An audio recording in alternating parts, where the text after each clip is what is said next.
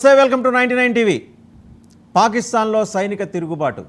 Army chief general Syed Asim Munir మీద ఆయన immediate second in command lieutenant colonel Bukhari తిరుగుబాటు బావుట ఎగరేశారు. నువ్వెవరివి మమ్మల్ని నడిపించడానికి? నీకేమి అధికారం ఉంది? పూర్తిగా తప్పుదోవ పట్టించి ప్రపంచ పటంలో పాకిస్తాన్ని దుష్మన్గా చూపించావు నువ్వు. నీ వల్ల ఉన్న కాస్త కూస్తో ఉన్న పరువు కూడా కాకెత్తుకుపోయినట్టు అయిపోయింది. ఎవరూ మనల్ని దేకట్లేదు, మరి మనల్ని కమెడియన్లాగా చూస్తున్నారు ప్రపంచ మార్కెట్లో. నువ్వెవరు అసలు? నువ్వు దిగిపోతావా, దించమంటావా? This is the tone. నిన్న ఒక రిపోర్టెడ్లీ జరిగిన ఒక ఇన్ కెమెరా మీటింగ్లో ఒక ఇద్దరు ముగ్గురు సీనియర్ ఆర్మీ అఫీషియల్స్ కూడా, బ్రిగేడియర్ స్థాయి గలవాళ్ళు, అలాగే ఐజీ ర్యాంక్ ఉన్న ఒక నలుగురు ఆఫీసర్స్ కూడా, అంటే ఆర్మీలో ఐజీ ర్యాంక్ ఉన్న ఆఫీసర్స్, వారి ర్యాంక్ని వేరే రకంగా అక్కడ సంబోధిస్తారు, వాళ్ళు కూడా తిరుగుబాటు బావుట ఎగరేశారు. ఇన్ఫ్యాక్ట్ ఇప్పుడే కాదు, ఏప్రిల్ 17న ఆయన ఒక సమావేశంలో మాట్లాడుతూ వాళ్ళ 4 fathers 5 fathers 6 fathers గురించి, ద్విజాత సిద్ధాంతం గురించి మాట్లాడాడు. అప్పుడు కూడా ఒక ఆయన రిటైర్డ్ కల్నల్ రజా అనే ఆయన, నువ్వెవరు ఇలాంటి నిర్ణయాలు తీసుకోవటానికి, ఇలా రెచ్చగొట్టడానికి? వాళ్ళ ఉద్దేశంలో ఏంటంటే, ఇండియన్ ఆక్యుపైడ్ కాశ్మీర్లోకి వెళ్ళి మన వాళ్ళని పంపించి ఎందుకు చంపించావు? ఇండియన్ ఆక్యుపైడ్ కాశ్మీర్ అంటే ఇప్పుడు మన ప్రస్తుత జమ్మూ అండ్ కాశ్మీర్ అనమాట. వాళ్ళు దాన్ని ఇండియన్ ఆక్యుపైడ్ కాశ్మీర్ అంటారు. ఎందుకు పంపించావు? సో ఇది కరెక్ట్ కాదని, అది మొదటి ధిక్కార స్వరం అయితే నిన్న లెఫ్టినెంట్ కల్నల్ బుఖారీది రెండో ధిక్కార స్వరం. సో ఇవాళో రేపో ఆయనంతటా ఆయన మర్యాదగా వైదొలిగితే సరే, లేదంటే బలవంతంగా ఆయన దించేయడానికి ఆయన ఆర్మీ ప్రయత్నాలు చేస్తోంది. మరి దించేస్తే పరిస్థితి నెక్స్ట్ ఎవరు? బుఖారీ వచ్చి ఆ సీట్లో కూర్చుంటాడా? ఇంకెవరన్నా ఆ సీట్ను ఆశిస్తున్నారా? ఆశించే వాళ్ళకి బుఖారీ మద్దతు ఇస్తాడా? అసలు వీటన్నిటి ఈ వ్యవహారాలన్నింటిలోనూ ప్రధానమంత్రి షహబాజ్ షరీఫ్ ఏమైనా సేవ్ ఉంటుందా, ఉండదా? ఎందుకంటే వీళ్ళకి తోచినట్టు ఆయనకేదో ఒక రోగాన్ని అట్రిబ్యూట్ చేసి ఆయన మిలిటరీ హాస్పిటల్లో చేరుస్తారు, ఆయనకు ట్రీట్మెంట్ ఇప్పిస్తారు. మళ్ళీ వీళ్ళకి అవసరమైనప్పుడు ఆయనకి ప్యాంటు షర్టు తొడిగి తీసుకొచ్చి జనం ముందు కూర్చోబెట్టి, పార్లమెంట్లో కూర్చోబెట్టి మాట్లాడిస్తారు. అలా ఏది కావాలంటే అది ఆర్మీ ఇష్టారాజ్యంగా మొత్తం నడిచిపోయింది. ఈ మొత్తం వ్యవస్థలో అంటే general Asim Munir, army chief general Asim Munir నేతృత్వంలో అంటకాగినంతగా ఉగ్రవాదులతో మరీ కలిసి జర్నీ చేయడం అనేది పాకిస్తాన్ ఎప్పుడు బాహ్య ప్రపంచంలో ఎక్స్పోజ్ కాల. But this time it has happened. ఎందుకంటే ఉగ్రవాదులు చనిపోతే వాళ్ళ శవపైటికల్ని ఆర్మీ వాళ్ళు భుజాన మోసుకుంటూ వెళ్ళి అంత్యక్రియలు నిర్వహించి, నిన్న మూడో రోజున అనుకుంటా కల్మా చేసి వాళ్ళ పవిత్రాత్మకు శాంతి కలగాలని చెప్పేసి వాళ్ళు చేయటం, ఇది బయట మొత్తం ప్రపంచం మొత్తం చూసింది. 197 దేశాలు చూసినాయి. ఓహో, ఆర్మీ వేరు, ఉగ్రవాదులు వేరు కాదనమాట, వీళ్ళంతా ఒకటే. ఉగ్రవాదం చేసేప్పుడు వేరే అటైర్లో ఉంటారు, ఆర్మీ ఉద్యోగం చేసేప్పుడు యూనిఫామ్ వేసుకొని వస్తారు అనే ఇంప్రెషన్ అయితే చాలా బలంగా కలిగింది. తిరుగుబాటు సందర్భంగా బుఖారీ చేసిన డిమాండ్లు ఏంటంటే, తక్షణం దేశం విడిచిపెడితే సరే, లేకపోతే ఉరేస్తాం, నిన్ను బహిరంగంగా ఉరేస్తాం, అప్పట్లో భుట్టోని ఉరేసినట్టు వేస్తాం అని హెచ్చరిక జారీ చేశారు. But Munir was reportedly kept quiet. ఆయన ఎక్కడ ఏం మాట్లాడేట, అందరినీ సాకల్యంగా చూసేట. నేను తీసుకొచ్చిన వాళ్ళే నాకు వెన్నుపోటు పడవటం ఏంటి అనే పద్ధతిలో ఆయన చూశారట. ఏం మాట్లాడారు? నాన్ రెస్పాన్సివ్ మోడ్ చాలామందికి ఆశ్చర్యం కలిగించింది ఆ సమావేశంలో. అండ్ రెండోది, అదే సమావేశానికి హాజరైన నేషనల్ సెక్యూరిటీ అడ్వైజర్గా కొత్తగా అదనపు బాధ్యత తగిలించుకున్న ఐఎస్ఐ చీఫ్, అంటే డీజీ ర్యాంక్ ఆఫీసర్ ఆయన ఐఎస్ఐ చీఫ్ ఆసిమ్ మాలిక్. ఈయన మునీర్ అయితే ఆయన ఆసిమ్ మాలిక్ కూడా చాలా గట్టిగా తగులుకున్నట్ట. అర్థం కాలే అసలు ఆయనకి, ఆసిమ్ మునీర్కి. ఇదేంటి, నేను కదా తీసుకొచ్చి నిన్ను ఐఎస్ఐ చీఫ్ని చేసింది నా తర్వాత, అలాగే నువ్వు నేషనల్ సెక్యూరిటీ అడ్వైజర్గా నేను కదా నిన్ను కూర్చోబెట్టింది, నువ్వు నాకు వ్యతిరేకంగా మాట్లాడుతున్నావేంటి అని ఇక్కడ మాత్రం అడిగేట ఆసిమ్ మాలిక్ని. ఈయన ఆసిమ్ మాలిక్ ఒకటే చెప్పాట, నెంబర్స్ మ్యాటర్ హియర్. ఇవాళ నీ సినిమా కాలిపోయింది, నువ్వు you have to step down. నువ్వు దిగుతావా, ఊరేయమంటావా? దిగి మర్యాదగా ఇంగ్లాండ్ వెళ్ళిపోతావా, లేదా నీ ఇష్టం వచ్చిన దేశంలో వెళ్ళిపోతావా? ఎగ్జైల్లో ఉండు, మాకేం అభ్యంతరం లేదు. బట్ ఇక్కడే ఉంటానంటే ఇమ్రాన్ ఖాన్కి పట్టిన గతే నీకు కూడా పడుతుంది. అంటే ఇమ్రాన్ ఖాన్ మీద లైంగిక అత్యాచారం జరిగింది జైల్లో. ఏమో మరి రేపు పొద్దున మునీర్ని జైల్లో కూడా వేయచ్చు వీళ్ళు తలుచుకుంటే.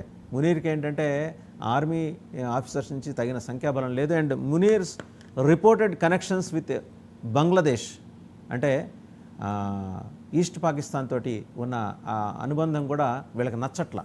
బేసిక్గా ఏంటంటే వీళ్ళందరూ పంజాబ్ ప్రావిన్స్ నుంచి, పాకిస్తాన్లోని పంజాబ్ ప్రావిన్స్ నుంచి వచ్చిన వాళ్ళు, మిగిలిన వాళ్ళందరూ కల్నల్ బుఖారీతో సహా.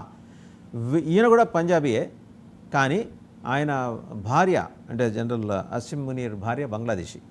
ఆయన ఏం చేస్తున్నాడు, మహమ్మద్ యూనస్తో కలిసి, బంగ్లాదేశ్ ప్రీమియర్ మహమ్మద్ యూనస్తో కలిసి ఈస్ట్ వెస్ట్ పాకిస్తాన్ని ఏకీకృతం చేసి ద్విజాతి సిద్ధాంతంతో ముందుకొచ్చి భారతదేశంతో పోరాడాలనేది చాలా దీర్ఘకాలిక ప్రణాళిక. General Yakub Khan, general Ziaul Haq, general Pervez Musharraf వీళ్ళందరూ చేసిందే. మనం జాగ్రత్తగా గుర్తుపెట్టుకుంటే ఒకసారి ఈసారి పర్వేజ్ ముషారఫ్ ఇమేజ్ కూడా మనం ప్లే చేయొచ్చు ఈ during this analysis. Parvez Musharraf ఆయన లాస్ట్ డెత్ బెడ్ మీద ఉన్నప్పుడు ఆయన ఒక మాట అన్నాడు.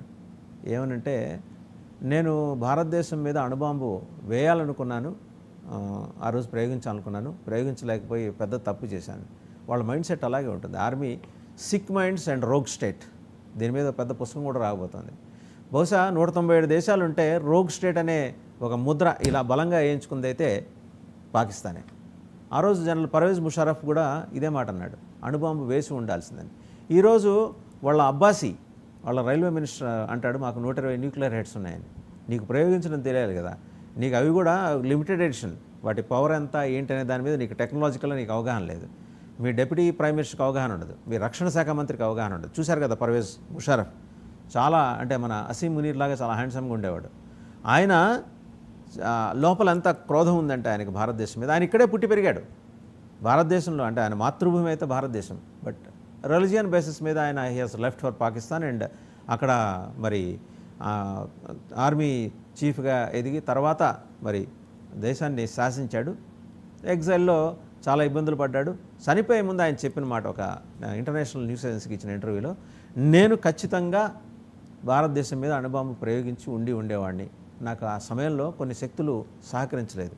అంతర్గత శక్తులా లేకపోతే బహిర్గత శక్తులా అనే దాని మీద అయితే ఆయన క్లారిటీ ఇవ్వలేదు, కానీ అంతర్గతంగానే ఈయన పోకడల్ని వ్యతిరేకించిన వాళ్ళు. ఇప్పుడు అసీం మునీర్కి ఈయనకు ఉన్న ఒక పోలిక ఏంటంటే, ఇద్దరు నియంతలకే నియంతలు.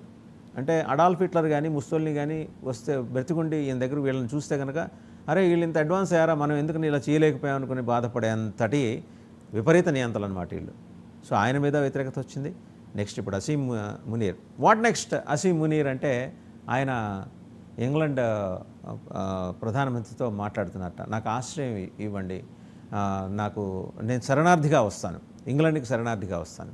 ఉన్న ఆప్షన్ ఒకటే, ఆర్మీ టాప్ హెడ్స్ అందరూ కూడా రిటైర్ అవ్వగానే ఇంగ్లాండ్ వెళ్ళిపోతారు. వాళ్ళు వాళ్ళ పిల్లలు బ్రహ్మాండమైన విలాసవంతమైన జీవితాలు, గొప్ప గొప్ప చదువులు, గొప్ప గొప్ప ఉద్యోగాలు. కూడబెట్టుకున్న సంపదని ఏం చేసుకోవాలో తెలియనంతగా కూడబెట్టుకుంటారు. వేరే 98% పాక్ సాధారణ ప్రజానీకం వ్యవసాయం మీద ఆధారపడి ఉంటారు. అందులో 65%. మిగిలిన వాళ్ళు చిన్న చిన్న వృత్తులు చేసుకుంటూ, అలాగే ఉన్నంతలో ఏమన్నా గవర్నమెంట్ ఉద్యోగాలు ఉంటే అవి చేసుకుంటూ, చిన్న చిన్న వ్యాపారాలు చేసుకుంటూ, అసలు ఈ ఉగ్రవాదంతో కానీ మత ఛాందస్వాదంతో కానీ సంబంధం లేకుండా జీవనం సాగిస్తున్నారు. ఈ ఎక్కడి నుంచి ఊడిపడ్డారో వచ్చి పడ్డారో ఈ డేవిడ్ హెడ్లీలు, తహవూర్ హుస్సేన్ రాణాలు, దావూద్ ఇబ్రహీంలు, సయ్యద్ లిఖ్వీ అండ్ హఫీజ్ సయీద్, అలాగే ఆయన ఇంకొక ఆయన ఉన్నాడు మసూద్ అజహర్, వీళ్ళందరూ వచ్చి లష్కరే తోయిబాలతోటి, జైషే మహమ్మద్లతోటి, హిజ్బుల్ ముజాహిదీన్లతోటి వీళ్ళు చేస్తున్న ఉగ్రవాద వ్యవస్థ, వీళ్ళు తయారు చేసిన ఉగ్రవాద వ్యవస్థ ఎలా ఉందంటే, కనీసం గడిచిన 10 ఏళ్లలో వాళ్ళు 5 లక్షల మంది 12 ఏళ్లలోపు బాలికల్ని, తర్వాత 25 ఏళ్ల యువతుల్ని, 50 ఏళ్ల మహిళల్ని కూడా తీసుకొచ్చి బలవంతంగా పెళ్ళిళ్ళు చేసుకొని వారి ద్వారా పిల్లల్ని కని వారిని మళ్ళీ ఉగ్రవాద శిబిరాల్లో చేర్పించి, వాళ్ళకి అచ్చంగా అదే, ఇంకా వేరే ట్రైనింగ్ ఏమి ఉండదు. మదరసాల్లో కూర్చోబెడతారు, కాసేపు మతపరమైన బోధన ఉంటుంది. తర్వాత ఏంటంటే, మనం పుట్టిందే మనం కాఫీర్లను చంపడానికి, విగ్రహాలను చేసేవాళ్ళు. అసలు మనం కాకుండా ఇంకే మతం అనేది లేదు. వీళ్ళందరూ పుట్టగొడుగుల్లా పుట్టుకొచ్చారు, వీళ్ళందరినీ వేసిపారేయాలి, ఇది వాళ్ళు ఇచ్చే ట్రైనింగ్. అలా 5 లక్షల మంది మహిళలు ప్రస్తుతం ఆ క్యాంపుల్లో ఉన్నారు. మరి మొన్న జరిగిన ఆ 9 క్యాంపుల మీద జరిగిన దాడుల్లో ఎంతమంది చనిపోయారో తెలియదు, కానీ వాళ్ళల్లో కూడా ఒక రకమైన తిరుగుబాటు వచ్చేసింది. అంటే ఈ డెవలప్మెంట్స్ కారణంగా ఇప్పుడు వాళ్ళందరూ కూడా రేపొద్దున అంతర్యుద్ధంలో భాగంగా రోడ్ల మీదకి వచ్చేసిన ఆశ్చర్యపోనక్కర్లేదు. మరోపక్క ఆయన ట్వీట్ చేశాడు, బీబీసీ ఉర్దూ ఛానల్కి ఇచ్చిన దాంట్లో,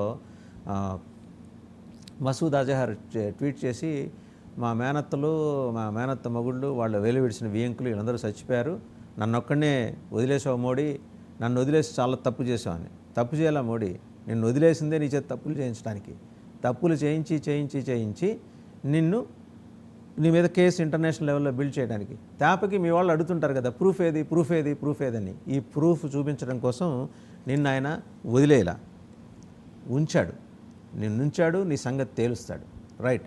ఇక మనకి ఆ దేశంలో చేతికి 6వ వేలు లాంటి వాళ్ళు ఒక 2-3 ఉన్నారు. ఆవిడ ఉన్నారు, senator Jaya Khan. If possible మనం we can play her picture also. Senator Jaya Khan ఆవిడ, తర్వాత బిలావర్ భుట్టో, వీళ్ళందరూ వేషాలు కూడా మామూలుగా లేవు. వీళ్ళందరూ they are loyalist to general Asim Munir. మరి ఇప్పుడు వీళ్ళ స్టాండ్ ఏంటి? వీళ్ళు అసీం మునీర్ ఎంబడి ఉంటే అసీం అలీ ఊరుకోడు అండ్ కల్నల్ బుఖారీ కూడా ఊరుకోడు. మరి వీళ్ళ స్టాండ్ ఎలా ఉండబోతోంది అనే దాని మీద కూడా చర్చ జరుగుతుంది. సరే, వాళ్ళిద్దరు గురించి చూపించే ముందర ఇంత జరిగిన తర్వాత నిన్న షహబాజ్ షరీఫ్ పాకిస్తాన్ పార్లమెంట్లో ఏం మాట్లాడాడో ఒకసారి చూద్దాం. आज मैं आपसे एक निहायत संगीन और दर्दनाक हकीकत बयान करने जा रहा हूं। भारत के साथ जारी जंग में हम पीछे हट रहे हैं। हमारी अफवाज बहादुरी से लड़ रही हैं, लेकिन वसाइल की कमी, सियासी तन्हाई और दुश्मन की ताकत ने हमें मुश्किल में डाल दिया है। अफसोस के साथ कहना पड़ता है कि तुर्की के अलावा कोई मुल्क हमारे साथ नहीं खड़ा हुआ। ना अरब दुनिया, ना चीन, ना ही कोई और ताकतवर ममालिक, सबने हमारी पुकार को नजरअंदाज कर दिया है। मेरा दिल बहुत बोझल है जब मैं कहता हूं कि अगर यही हालात रहे तो जल्द पाकिस्तान दुश्मन के कब्जे में जा सकता है। हमारी सरजमीन, हमारी खुदमुख्तारी, हमारे ख्वाब, सब कुछ खतरे में है। मैं अपने तमाम हमवतन से दरख्वास्त करता हूं, ये वक्त मायूसी का नहीं है, ये वक्त है अपने आखिरी पाकिस्तान को बचाने का, ये वक्त है कुर्बानी देने का। हम झुकेंगे नहीं, हम रुकेंगे नहीं। अगर हम सब एक हो जाएं तो कोई ताकत पाकिस्तान को मिटा नहीं सकती। पाकिस्तान जिंदा रहेगा अगर हम उसका दिफा पूरी जान से करें। అల్లాహ్ హమారే సాథ్ హో. చేసే ఏదో పనులన్నీ చేసి చివర్లో అల్లాహ్ హమారే సాథ్ హో అంటాడు. ఆయన ఏమన్నాడు? పాకిస్తాన్ దుష్మన్కి కబ్జామే జా సక్తా హై. దుష్మన్ అంటే మన కబ్జాలోకి వెళ్ళిపోతుందంట. అసలు నువ్వు పుట్టిందే ఇక్కడి నుంచి అనే విషయం మర్చిపోయిన షహబాజ్ షరీఫ్ ఏం మాట్లాడుతున్నావు? అండ్ రెండో అంశం, तुर्की के अलावा चाइना ना अरब हमारे साथ आने के कोई సమ్మతి నహిదియా అన్నాడు. ఎందుకు వస్తారు వాళ్ళు? టుర్కీ అంటే నీలాంటి సిక్ మైండ్ సెట్ ఉంది కాబట్టి వాళ్ళని వెంబడి నడిచారు. అండ్ ఐసిస్ నుంచి, హమాస్ నుంచి ఆల్రెడీ జనాల్ని తీసుకొచ్చి, ఉగ్రవాదులను తీసుకొచ్చి ఆ క్యాంపుల్లో పెట్టిన షహబాజ్ షరీఫ్ మీ జనరల్ మునీర్ని అడుగు, ఇవాళ రేపే ఉంటాడు, మ్యాక్సిమం 2 days ఉంటాడు. తర్వాత తన్ని తరిమేయటమో ఊరేయటమో చేస్తారు అతని మీద తిరుగుబాటు చేసేవాళ్ళు.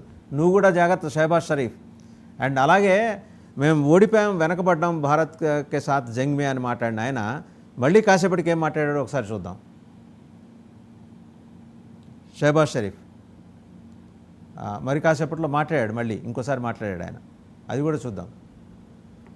మేము గెలిచామని మాట్లాడాడు. इंसान दुश्मन के फौजी अड्डे, असलहे के अंबार और एयर बेसेस देखते ही देखते सब खंडरात बन गए। उनके राफेल हमारे शाहीनों के निशाने पर आए और अल्लाह के फजल से फेल हो गए। हमारी ये कार्रवाई उस बोसीदा नज़रिए के ख़िलाफ़ थी जो इंसान दुश्मनी, जारहियत, मजहबी जनून और तासुब पर कायम है। ये हमारी गैरत और असूलों की फतह है। हमने दुश्मन के साथ वही किया जो एक बावकार कौम को ज़ेब देता है। दुश्मन के फौजी अड्डे, असलहे के अंबार और एयर बेसेस देखते ही देखते सब खंडरात बन गए। उनके राफेल हमारे शाहीनों के निशाने पर आए और अल्लाह के फजल से फेल हो गए। हमारी ये कार्रवाई उस बोसीदा नज़रिए के ख़िलाफ़ थी जो इंसान दुश्मनी, जारहियत, मजहबी जनून और तासुब पर कायम है। ये हमारी गैरत और असूलों की फतह है। हमने दुश्मन के साथ वही किया जो एक बावकार कौम को ज़ेब देता है। రైట్. సో ఇక్కడేమంటాడు? మళ్ళీ మేము గెలిచామంటాడు. అంతకుముందేమో మేము ఓడిపోయాం. బహుశా మునీర్ ఫోన్ చేసి ఉంటాడు, గట్టిగా ఇచ్చుకొని ఉంటాడు. నువ్వేంటి అట్లా మాట్లాడుతున్నావు, ఇప్పటికే మన మీద ఇంత వ్యతిరేకత ఉంటే మనం గెలిచామని చెప్పాను, గబగబా ఆ స్క్రిప్ట్ తీసుకొచ్చి చదివేశాడు. సరే, ఈయన సంగతి ఇలా ఉంటే ఓవరాల్గా ఏంటంటే ఇప్పుడు కంప్లీట్ పిక్చర్ అంతా కూడా బుఖారీ, కల్నల్ బుఖారీ అండ్ ఇతను ఇప్పుడు నేషనల్ సెక్యూరిటీ అడ్వైజర్గా వచ్చిన ఆసిమ్ మాలిక్ వీళ్ళ చేతుల్లోకి వెళ్ళిపోయింది. బహుశా ఇవాళ సాయంత్రమో రేపో ఈయన దేశం నుంచి మర్యాదగా ఆయనంతటా ఆయన వెళ్ళిపోతే మంచిదే, వెళ్ళిపో అంటారు. ఒక 1000 రూపాయలు జేబులో పెట్టి కూడా పంపిస్తారు, ఎందుకంటే డబ్బులు ఉన్నాయో లేదో కూడా తెలియదు. పాకిస్తాన్ నిన్న నుంచి కంప్లీట్గా బెచ్చం ఎత్తుకుంది. ఇప్పుడు వచ్చే ప్రపంచ బ్యాంకు రుణం కూడా వాళ్ళు కంప్లీట్గా ఉగ్రవాద కార్యకలాపాల కోసమే వాళ్ళు చేస్తారు. మనం జాగ్రత్తగా చూస్తే 1971 వార్ తర్వాత ఐఎంఎఫ్ పాకిస్తాన్కి రుణం ఇచ్చింది.